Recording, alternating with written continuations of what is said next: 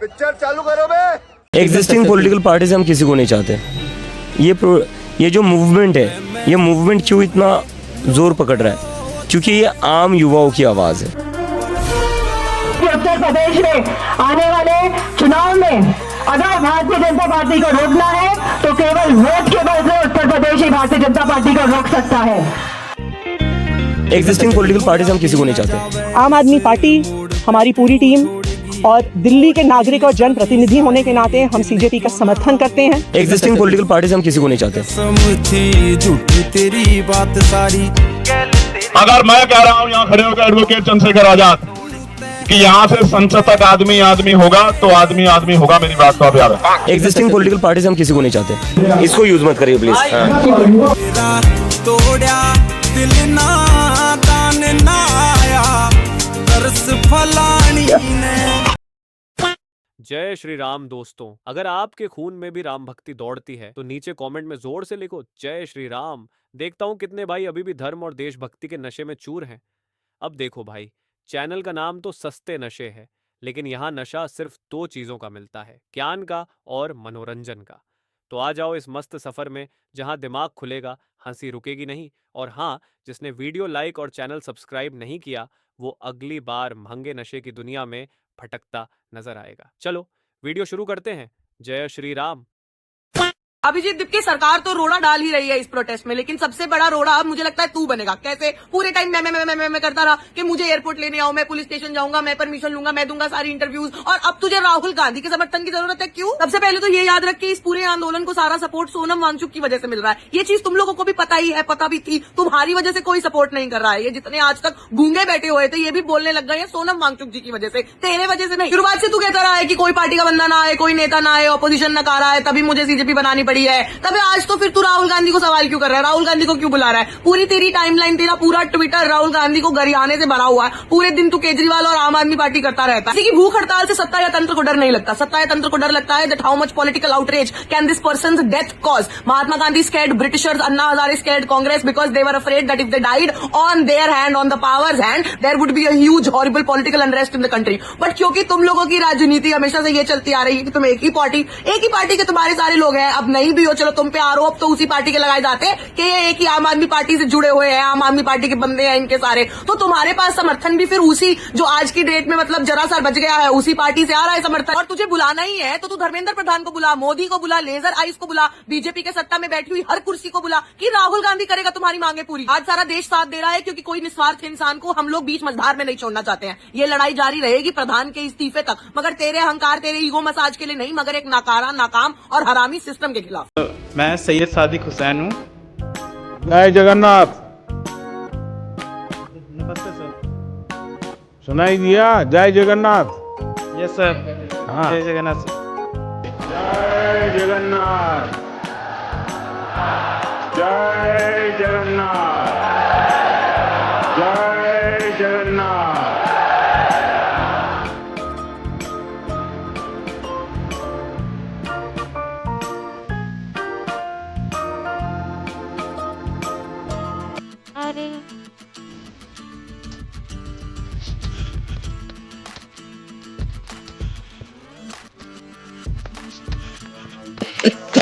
अरे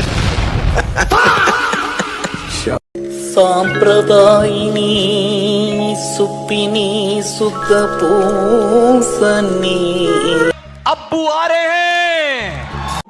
ये देश कब तक बर्दाश्त करेगा? देश का युवा, ये बच्चे कब तक बर्दाश्त करेंगे?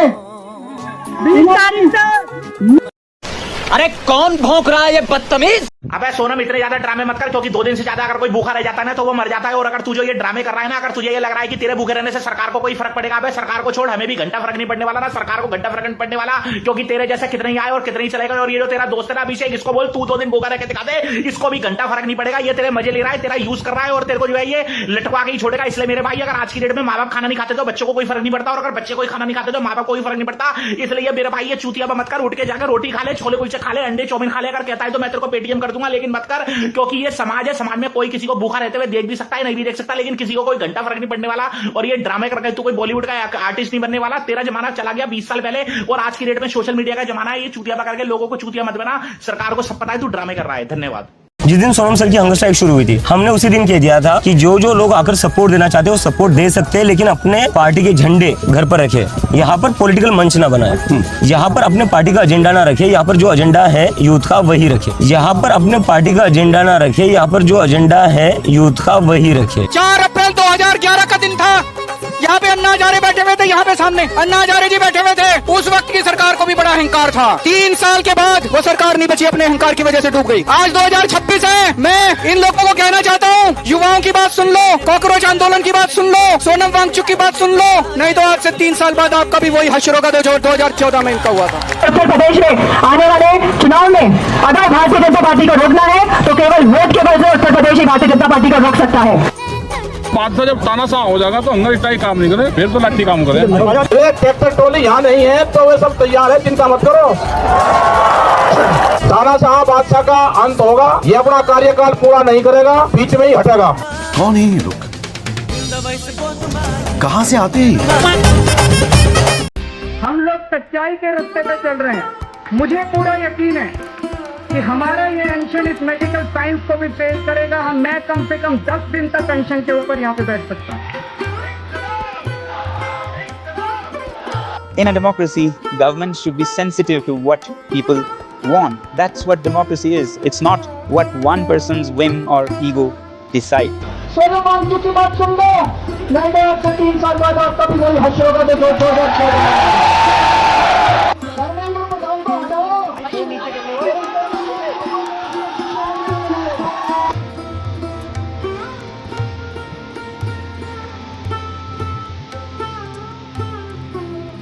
देखो देखो गाइस, इनके पापा आ गए। पहले तो बहुत बड़ी बड़ी बातें कर रहे थे जी, हमारा तो किसी पॉलिटिकल पार्टी से कोई लेना देना ही नहीं है, ये पूरा प्रोटेस्ट नॉन पॉलिटिकल है, आम आदमी पार्टी से तो हमारा दूर दूर तक कोई रिश्ता नहीं है। अब क्या हुआ, आ गया ना ये स्टेज पे, और ये केजरीवाल स्टेज पे जाके बोल क्या रहा है, कह रहा है कि नरेंद्र मोदी जी को धर्मेंद्र प्रधान का इस्तीफा दिलाकर सोनम वांगचुक को एजुकेशन मिनिस्टर बना देना चाहिए। भाई एक बात बता, अपने पंजाब में मिनिस्टर बना लेना इसको, या अपने शराबी सीएम को हटा दे और इसको सीएम बना दे। जो तेरे हाथ में है वो तो कर, काम करना नहीं, बकवास करा लो। मालिक को थोड़ा सा गलती हो गई। अरे बाप रे बाप, भारी मिस्टेक हो गया सर, एकदम बलंडर हो गया।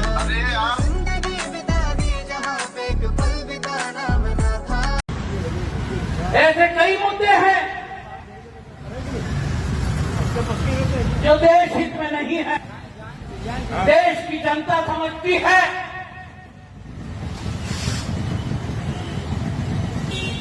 अभी खबर मिली है कि कुछ ही समय में जीतू पटवारी जी हमारे बीच में आने वाले हैं। मेरा आपसे हाथ जोड़कर निवेदन है, हम आपकी आवाज बन रहे हैं, आपकी आवाज को जन जन तक पहुंचे। आपको हमारे कार्यक्रम में सहयोग करना है। आपसे मिलने के लिए देश की युवा सांसद समाजवादी पार्टी से डिम्पल कपाड़िया जी हमारे बीच हो चुकी है। मैं माफी चाहूंगा अपने शब्दों के लिए। डिम्पल कपाड़िया जी हमारे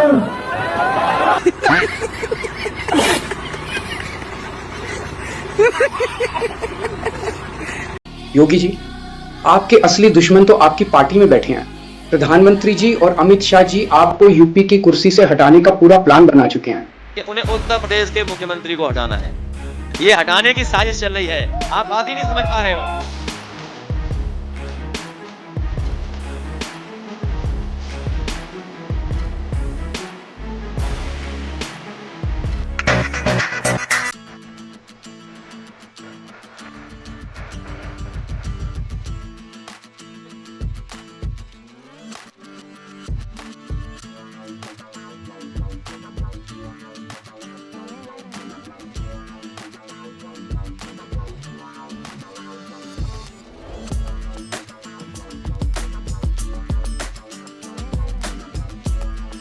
प्रधान को तो इस्तीफा देना चाहिए, लेकिन एजुकेशन मिनिस्टर बनाना चाहिए।